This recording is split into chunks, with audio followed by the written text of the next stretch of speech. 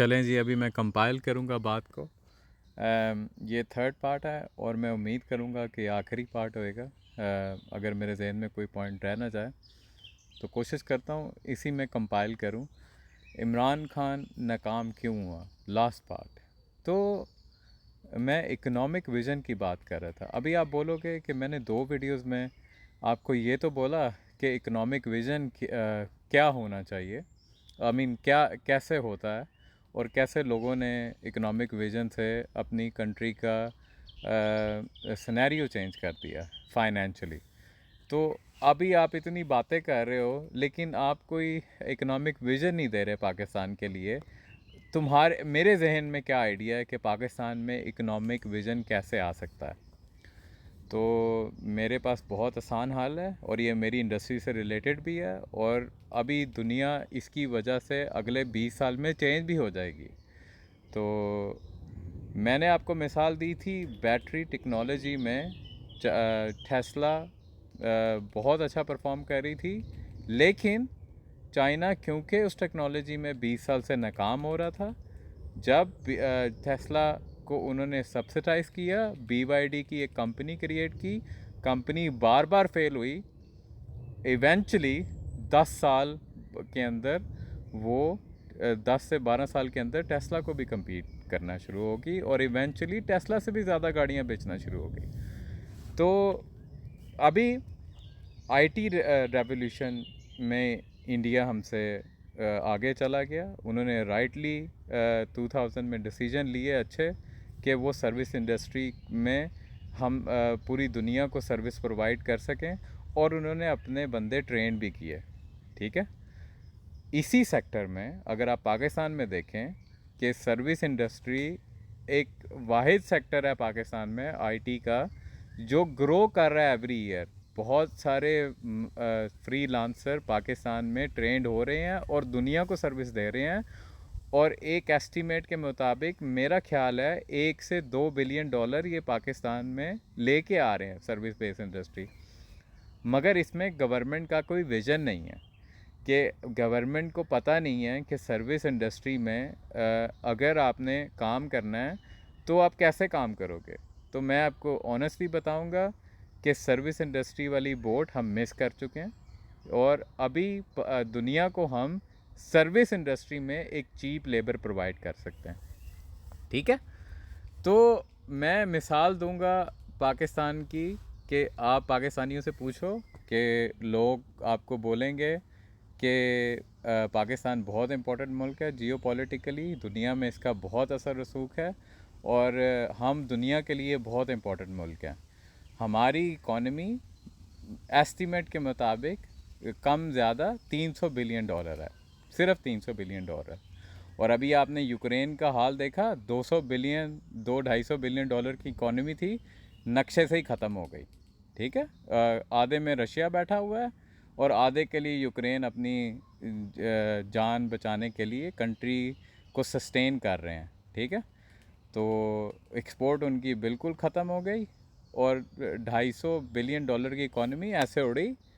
दुनिया को फ़र्क पड़ा कि मेरी इलेक्ट्रिसिटी मैं पहले 30 पाउंड दे रहा था, अभी मैं 60 पाउंड दे रहा हूँ, मेरी प्राइसेस डबल हो गई, इन्फ्लेशन दुनिया में बढ़ गई। ठीक है, लेकिन क्या मेरी जान खतरे में आई? नहीं, नहीं। मैं कह रहा कि इंग्लैंड सबसे पहले है, इधर की इकॉनमी बेहतर होनी चाहिए ताकि मेरी ज़िंदगी आसान हो।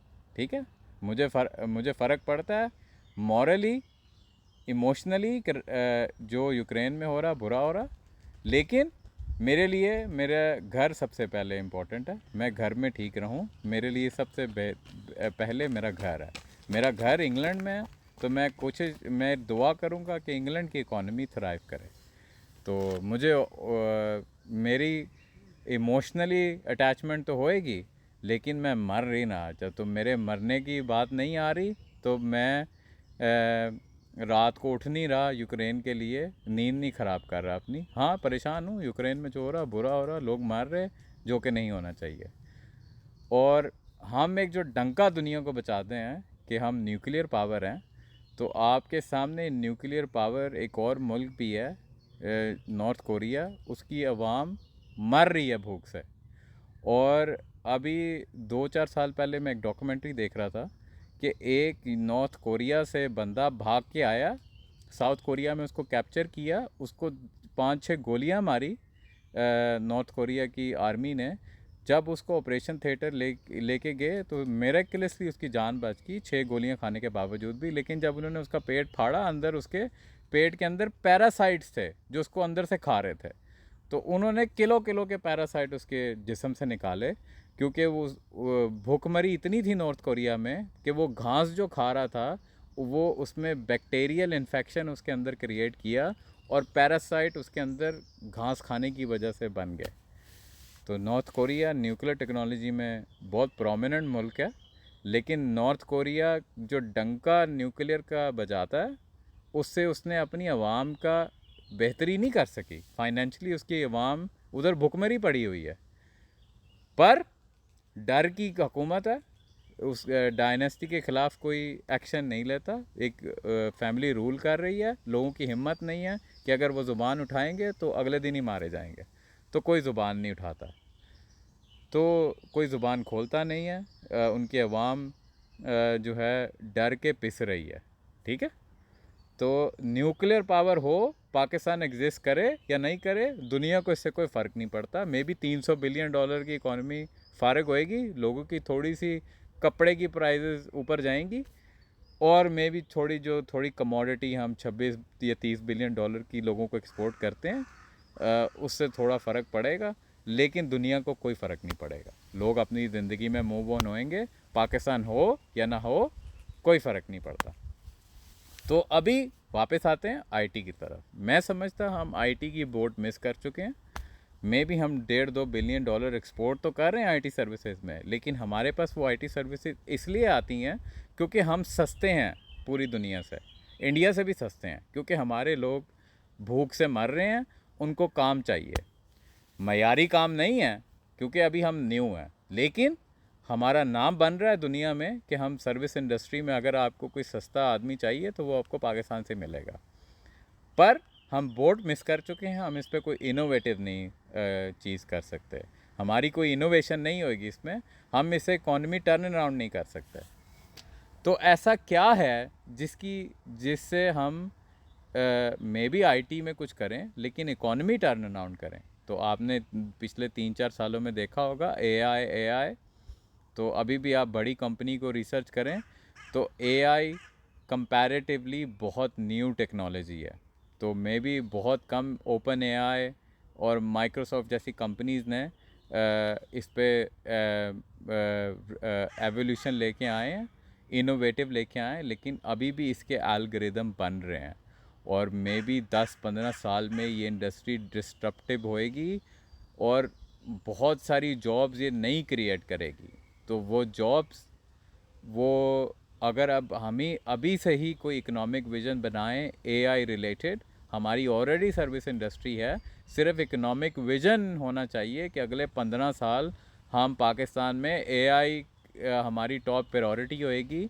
गवर्नमेंट छोटे लोन प्रोवाइड करे एक एक इंडिविजुअल को, मे बी 5-6 लाख के, अगर कोई इंडिविजुअली अपना एआई का इनोवेटिव कंपनी स्टार्ट करना चाहता है, कोई इनिशिएटिव लेना चाहता है, कोई चीज़ इन्वेंट करना चाहता है, गवर्नमेंट फार्मर्स को लोन देती है, सब्सिडाइज करती है, और अभी फार्मिंग का हाल आपके सामने है। मेरा ख्याल है उसमें से थोड़ा हिस्सा यूथ को देना चाहिए, और एजुकेशनल इंस्टीट्यूट को, जैसे हम डॉक्टर दे रहे हैं दुनिया को, क्यों नहीं हम 10 साल बाद एआई के इंजीनियर्स दें दुनिया को, और हम इस पे नाकाम होंगे, लेकिन 10 साल बाद सबसे बड़ी फोर्स जो होएगी एआई में वो पाकिस्तानी होएगी। तो ये न्यू इकोनॉमिक विजन है और हम ये इजीली कर सकते हैं, इसके लिए कोई इक्विपमेंट नहीं चाहिए, सिर्फ आवाम को एजुकेशन चाहिए, और जो हम कर सकते हैं।